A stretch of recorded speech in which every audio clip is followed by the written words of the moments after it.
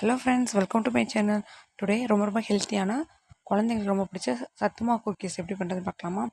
இது என்னோடய கஸ்டமருக்கு நான் சேல்ஸ் பண்ணக்கூடிய குக்கீஸோட ரெசிபி. நான் குக்கீஸ், பர்த்டே கேக், ப்ரௌனி எல்லாமே சேல் பண்ணிகிட்ருக்கேன்.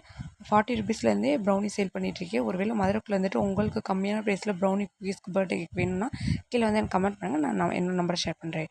இப்போ 100 கிராம் அளவுக்கு பட்டர் எடுத்துக்கோங்க. இது கூட 3/4 கப் அளவுக்கு பவுடர் சுகர் இல்லைன்னா நாட்டு சக்கரை சேர்த்து நல்லா மிக்ஸ் பண்ணிக்கோங்க. இது கூட ஒரு முட்டையை சேர்த்து நல்லா பீட் பண்ணிக்கோங்க. எக்கோட வாசனை தெரியக்கூடாதுக்காக 1/2 டீஸ்பூன் வெண்ணிலா எசன்ஸ் சேர்த்துருக்கேன். இப்போ 2 கப் அளவுக்கு சத்து மாவு எடுத்திருக்கேன். அது கூடயே வந்துட்டு 1 டீஸ்பூன் அளவுக்கு பேக்கிங் பவுடர் சேர்த்து நல்லா மிக்ஸ் பண்ணிக்கோங்க. இப்போ மிக்ஸ் பண்ணி வச்சுக்க சப்பாத்தி மாவை பட்டர் கூட சேர்த்து நல்லா மிக்ஸ் பண்ணிக்கோங்க.